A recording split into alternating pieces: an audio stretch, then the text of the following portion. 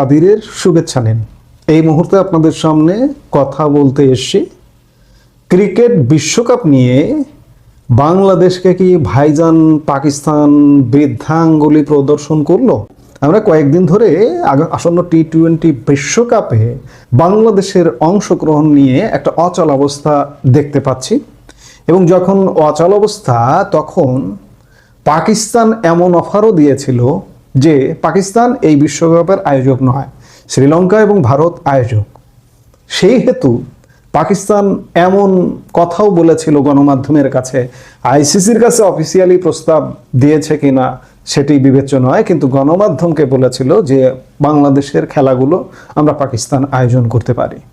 এবং পরবর্তীতে শোনা গেল যে বাংলাদেশ যদি ক্রিকেট বয়কট করে, বিশ্বকাপ ক্রিকেট বা খেলতে না পারে, অংশ নিতে না পারে, তাহলে পাকিস্তানও সেই খেলায় অংশগ্রহণ করবে কিনা সেটি পুনর্বিবেচনা করবে।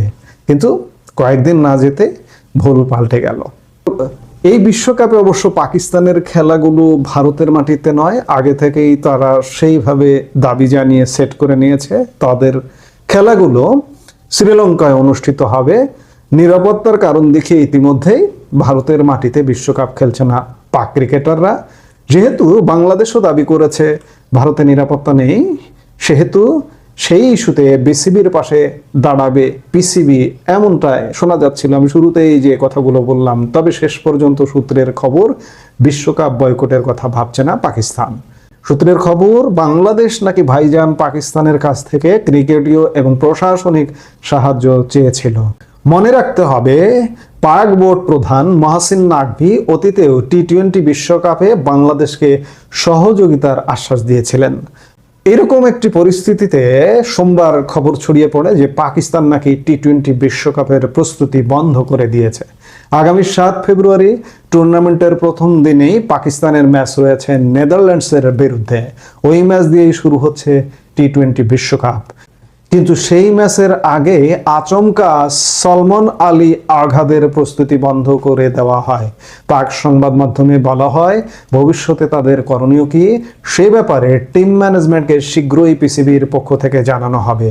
পাকিস্তান যদি শেষ পর্যন্ত বিশ্বকাপ না খেলার সিদ্ধান্ত নেয়, সেই বিষয়েও দলকে প্রস্তুত থাকার কথা বলা হয়েছে।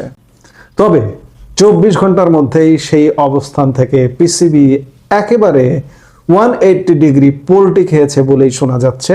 এক সংবাদ মাধ্যমকে পাক বোর্ডের প্রতিনিধিরা জানিয়েছেন টুর্নামেন্ট বয়কট করাটা মোটেই পাকিস্তানের অবস্থান নয়। আগের সিদ্ধান্ত মতোই শ্রীলঙ্কায় গিয়ে সমস্ত ম্যাচ খেলবে পাকিস্তান। যেহেতু ভারত চ্যাম্পিয়ন্স ট্রফি খেলতে পাকিস্তানে যায়নি, একইভাবে নিরাপত্তার অভাব দেখিয়ে পাক দলও ভারতে খেলতে যাবে না। কিন্তু তার সঙ্গে টুর্নামেন্ট বয়কটের কোনো সম্পর্ক নেই। বাংলাদেশ যে বিশ্বকাপ খেলতে পারছে না বা খেলতে যাবে না, এটি আরেকবার আজকে ক্রীড়া উপদেষ্টার কথা থেকেও বেরিয়ে এলো। ক্রীড়া উপদেষ্টা আজকে বলেছেন অযৌক্তিক চাপ তৈরি করে আমাদের ভারতে খেলতে বাধ্য করা যাবে না। আজ দুপুরে সচিবালয়ের সাংবাদিকদের মুখোমুখি হয়ে এ কথা বলেছেন যুব ও ক্রীড়া উপদেষ্টা আসিফ নজরুল।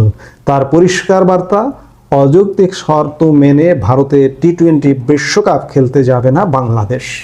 অর্থাৎ কথা ক্লিয়ার, বাংলাদেশ টি-20 বিশ্বকাপে খেলতে যাচ্ছে না।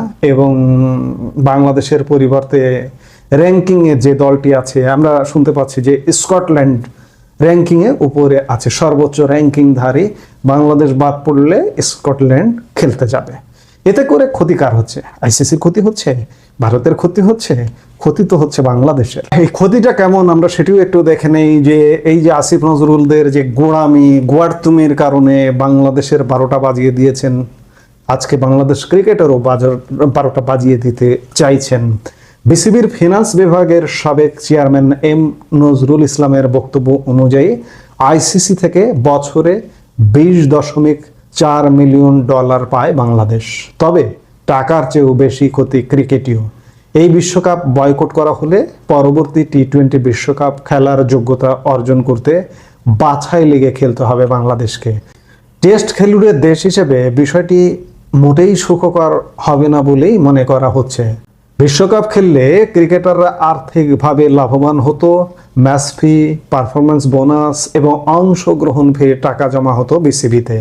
বিশ্বকাপে না খেলে সেই টাকা পাবে না, বা এর থেকে বড় ক্ষতি বিশ্বের কাছে নেতিবাচক বার্তা যাবে। এই ইমেজ পুনরুদ্ধারে অনেক সময় লেগে যেতে পারে। বিশ্বকাপ খেলা না খেলার সিদ্ধান্ত নেওয়ার স্বাধীনতাকে বিসিবিকে দেওয়া উচিত ছিল। বিসিবি সিদ্ধান্ত নিলে পরিস্থিতি এতটা জটিল হতো না। এখানে সরকারি হস্তক্ষেপ বিপদ ডেকে এনেছে। এখন তো ইগো পর্যায়ে চলে গেছে। এই জায়গা থেকে বেরিয়ে বিশ্বকাপ খেলা কঠিন।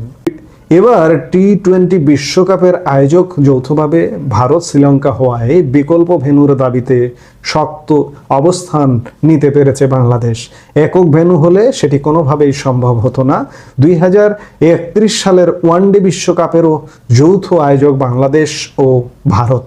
বিসিবি এবার টি-20 বিশ্বকাপ বয়কট করলে ভবিষ্যতে অন্য দলগুলো ভেন্যু পরিবর্তনের দাবি জানাবে। এই বিবেচনা থেকেও আইসিসি শক্ত অবস্থান নিয়েছে বলে জানা গেছে। আমি আগেই বলছিলাম ক্ষতিটা কার। এই যে এই মুহূর্তে যে সরকারটি আছে, সেই সরকারটি দেশের নানা ক্ষেত্রে ক্ষতি করেছে। এই সরকারের একজন অন্যতম মাস্টার মাইন্ড, প্রধান মুখ, ক্ষতির প্রধান মুখ এবং সবচেয়ে বড় ভারত বিদ্বেষী যদি এই সরকারে কেউ থাকে তাহলে তিনি হচ্ছেন আসিফ নজরুল। আসিফ নজরুলের কথিত 26 লাখ ভারতীয় বাংলাদেশে চাকরি করে। আসিফ নজরুলরা 1.5 বছর ক্ষমতায়, কিন্তু আজও পর্যন্ত সেই 26 লাখরে কি খুঁজে বের করতে পেরেছেন, নাকি কথার কথা, বিরোধিতার জন্য বিরোধিতা? ঠিক তেমনি ইগো দেখিয়ে বাংলাদেশ ক্রিকেটকে কোথায় নামিয়ে ফেলছেন। আমি আগেই বললাম যে পরবর্তী টি-20 বিশ্বকাপে খেলতে গেলে বাংলাদেশকে বাছাই পর্বে খেলতে হবে, অথচ এই খেলায় অংশ নিলেই সরাসরি পরবর্তী টি-20 বিশ্বকাপে বাংলাদেশ খেলতে পারত। এবং সেই হিসাবে আর্থিক ক্ষতির কথা শুনলেন, আর কত ক্ষতির মুখে পড়বো আমরা। আসিফ নজরুল্লাহ এমন ক্ষতি করে দিয়ে যাচ্ছেন, সারা রাষ্ট্রের যেমন ক্ষতি করেছেন, ক্রিকেটের ক্ষতি করেছেন, খেলার ক্ষতি করেছেন, শিল্পের ক্ষতি করেছেন, সংস্কৃতির ক্ষতি করেছেন। ভারত বাংলাদেশ শিল্প, সাহিত্য, সংস্কৃতি কোনো কিছু এখন নাই, সব ভেঙে চুরমার হয়ে গেছে। এগুলোর নিশ্চয়ই একদিন জবাব আসিফ নজরুলকে দিতে হবে। আমরা সেই দিনের প্রত্যাশা বা সেই দিনের অপেক্ষা করা ছাড়া এই মুহূর্তে আসলে বলার কিছু নেই। এই মুহূর্তে এ পর্যন্ত। সবাই ভালো থাকুন, সুস্থ থাকুন।